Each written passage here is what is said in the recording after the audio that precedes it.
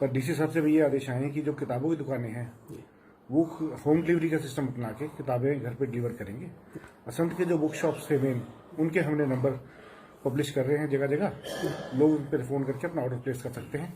NCERT की किताब जो भी कोई भी चाहता है उसको मिल जाएगी। एक तो इसमें जैसे आप सब लोगों को मालूम है 20 तारीख से कुछ चीज़ों को एग्जम्पशन की बात हुई थी और जो गृह मंत्रालय भारत सरकार का एक इसमें विस्तृत गाइडलाइन जारी हुई है। उसके बाद हरियाणा सरकार ने भी उसी के कॉन्सोनेंस में कुछ गाइडलाइन जारी की हैं।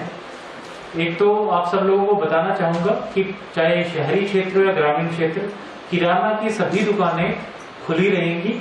9 बजे से 12 बजे हमने उनका समय रखा है और वो होम डिलीवरी ही देंगे। उनको हम एनकरेज करें कि वो होम डिलीवरी दें ताकि लोगों का कॉन्टैक्ट कम से कम हो। सिमिलरली जो हमारी वेजिटेबल्स और जो फ्रूट्स की डिलीवरी चल रही है वो भी होम डिलीवरी 9 से 12 ही देंगे।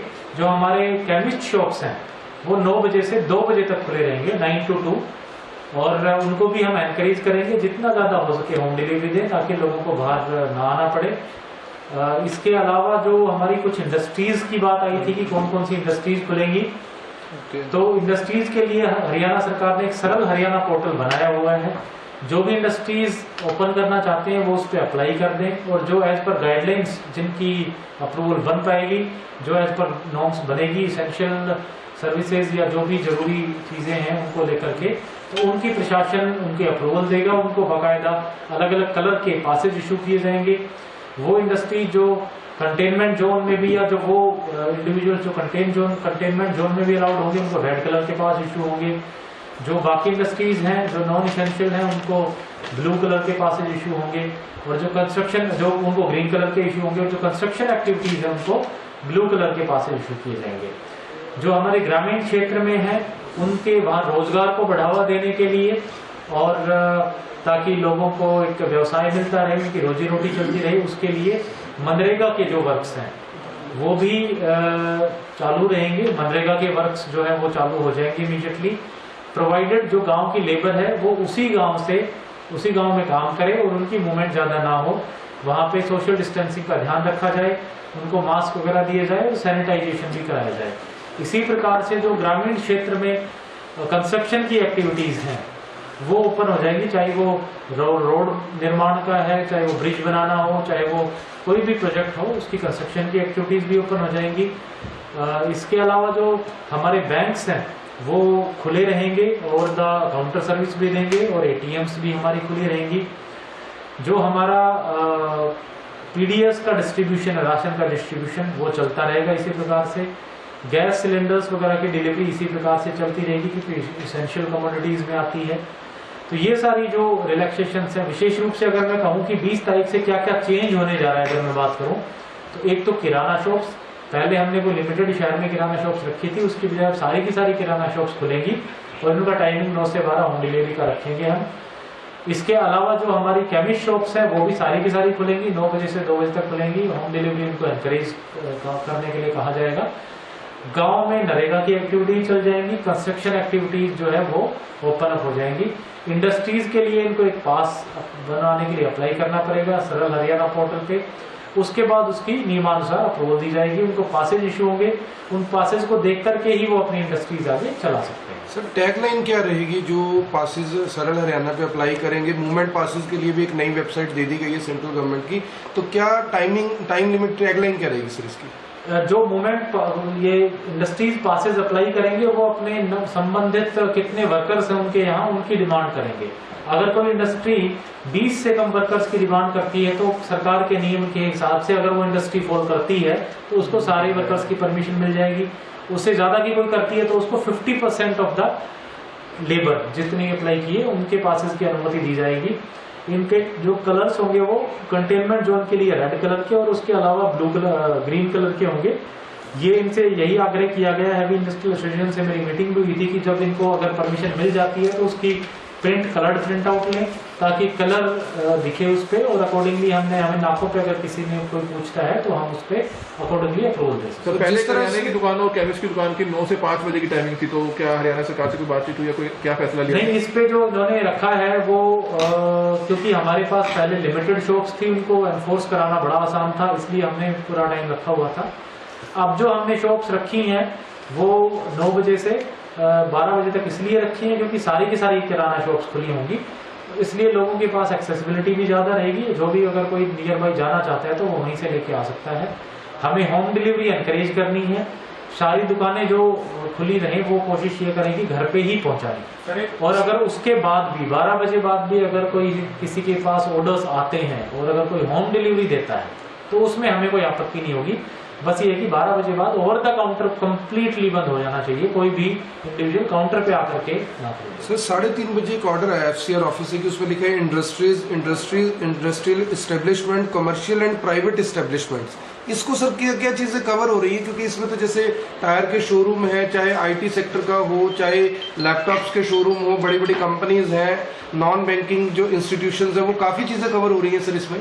बिल्कुल, इसमें जो सरकार ने जो व्यवस्था बनाई है सरल हरियाणा पोर्टल के लिए, इसमें पासेस अप्लाई करने के लिए व्यवस्था बनाई कि कोई भी इंडस्ट्री हो उसमें अप्लाई कर सकती है। फिर एक जो मिनिस्ट्री ऑफ होम अफेयर्स की गाइडलाइंस है उसमें हम उसके थ्रू जांच की जाएगी कि क्या हम उसमें परमिशन दे सकते हैं या नहीं दे सकते, और अकॉर्डिंगली परमिशन उनको ग्रांट की जाएगी। और उसमें भी जैसे मैंने बताया कलर कोडिंग होगी पासेस में, उसमें उनमें फर्दर शर्त रखी जाएगी कि अगर कोई इंडस्ट्री पर्टिकुलरली इंडस्ट्रियल एस्टेट में, एस्टेब्लिशमेंट में अगर हम खोलने की परमिशन देते हैं तो वो इंडस्ट्री वहाँ पे जो वर्कर्स हैं या तो उनको वहीं पे रखेगी, सबको उनके रुकने की और खाने की व्यवस्था करेगी, या फिर उसी जगह के नियर बाई आसपास कहीं रखेगी और उनकी मूवमेंट के लिए डेडिकेटेड ट्रांसपोर्ट सुविधाएं अवेलेबल कराएगी, ताकि वर्कर कोई पैदल चल के या कोई और ट्रांसपोर्ट का मीन लेकर के उसमें ना ट्रैवल करें। उन लोगों के रेगुलर हेल्थ चेकअप होगा, सोशल डिस्टेंसिंग की फॉलो कराई जाएगी, सैनिटाइजेशन कराई जाएगी। सर रजिस्ट्री की बात सामने आ रही थी, पहले की रजिस्ट्रियां खुल जाएंगी लेकिन कम होंगी, तो फिलहाल क्या आप लोगों ने उसके लिए भी सरकार ने डायरेक्शंस दी हैं कि जो रजिस्ट्रेशन प्रक्रिया है वो खुल जाएगी। 2 बजे से 4 बजे तक जो है ये तहसीलों में रजिस्ट्रेशन प्रक्रिया होगी, क्योंकि हमारे जो तहसीलदार, नायब तहसीलदार हैं वो ड्यूटी मजिस्ट्रेट, डिजास्टर मैनेजमेंट के बाकी कार्यों में लगे हुए हैं। उसके बाद 4 से 5 तक अगर कोई अर्जेंसी सर्टिफिकेट्स हैं, इनकम सर्टिफिकेट्स हैं जिसको अर्जेंसी है, वो यहाँ पे बनवा सकता है। रजिस्ट्रेशन प्रक्रिया में जो भी एडवोकेट्स थे या नंबरदार थे और जिनकी आवश्यकता थी, वो अभी के लिए सरकार ने एग्जेम्पशन दी है। अगर कोई गवर्नमेंट का इशू किया हुआ ID कार्ड है या कोई आधार कार्ड है, उसके बेसिस पे भी सरकार ने कहा है कि रजिस्ट्रेशन कराई जा सकती है। सर रजिस्ट्री जिस तरह से खुल गई है कल से, अब लोगों के फोन आ रहे हैं कि जैसे 30 ही लोग रजिस्ट्री करवा पाएंगे, तो उसके लिए सर क्या प्रोसेस? ऐसे तो भीड़ लग जाएगी, क्या उसके लिए भी ऑनलाइन अपॉइंटमेंट लेना पड़ेगा? उसके लिए ऑनलाइन अपॉइंटमेंट सिस्टम जो है वो तैयार किया गया है, जो अब हम फंक्शनल करा देंगे जी। उसमें एक दिन में 30 लोग जो है उस पर ऑनलाइन टोकन ले सकते हैं। क्या वेबसाइट रहेगी सर वो?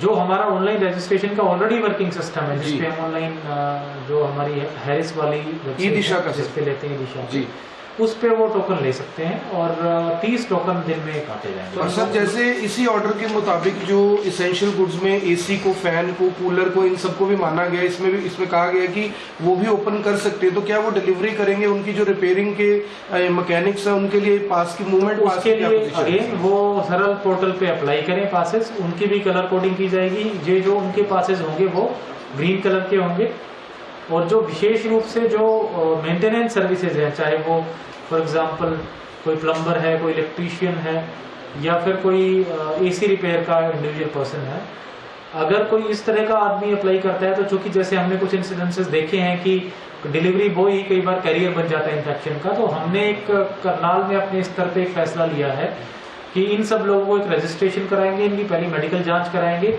और उसके बाद ही इनको आई कार्ड इशू करके इनको अलाउ किया जाएगा कि घर घर जाकर के वो ये सर्विसेज दे सकते हैं। इसके लिए हमने ऑलरेडी एक व्यवस्था पोर्टल बनाने का कार्य चल रहा है और कल तक ये पोर्टल एक्टिवेट हो जाएगा। जितने भी लोग हैं जो इलेक्ट्रीशियंस हैं, प्लम्बर्स हैं, इनका कार्य करते हैं, उनकी हमने लिस्ट भी ले ली है, उनको हम इस पर रजिस्टर भी करा रहे हैं। और जो होम घर घर जा करके होम डिलीवरी देने के लिए तैयार होगा, उनको पहले मेडिकल कराने के बाद पास दे करके फिर भी लगाओ। तो सर जो कमेटीज बनाई जा रही है उनका क्या रोल रहेगा सर? जो ये कमेटीज बन रही हैं उनके पास कैसे जो भी लोग अप्लाई करेंगे कैसे आएगा? आप मिनिस्टर ऑफ होम अफेयर्स की बात कर रहे हैं जी, तो उसमें जो हमारी 3 तरह की कमेटियां बनी हैं, अगर किसी इंडस्ट्री ने अप्लाई किया और उसमें वो एलिजिबल भी है और उसमें 25 से कम अगर लोग हैं तो संबंधित SDM की अध्यक्षता में कमेटी बनी है। अगर किसी में 25 से 200 लोगों के बीच में मैन पावर है, उसमें रूरल एरियाज में ADC की अध्यक्षता में और अर्बन एरिया में कमिश्नर नगर निगम की अध्यक्षता में कमेटी बनी है। और अगर किसी इंडस्ट्री ने 200 से ज्यादा लोगों के लिए अप्लाई किया है तो उसमें डीसी की अध्यक्षता में जो कमेटी बनी है उनका ये कार्य रहेगा कि वो एग्जामिन करके उनको उनके फर्दर फैसला लेंगे, उनको पासेज इशू करेंगे। सर ये जो दूध सप्लाई करते हैं, सब्जी देते हैं, इंटरमीडिएट कितना देगा? जो दूध पर्टिकुलर सप्लाई होम डिलीवरी जो देते हैं लोग, हम कोशिश करेंगे जितने ज्यादा हो सके इनका रैपिड किट से भी टेस्ट करवाएं। हमारे पास 500 रैपिड टेस्टिंग किट्स आ गई हैं और इनका हम एक बार जांच कर लेंगे। अगर इनमें कोई सिम्टोमेटिक मिलेंगे तो जरूर हम उनको टेस्ट कराएंगे।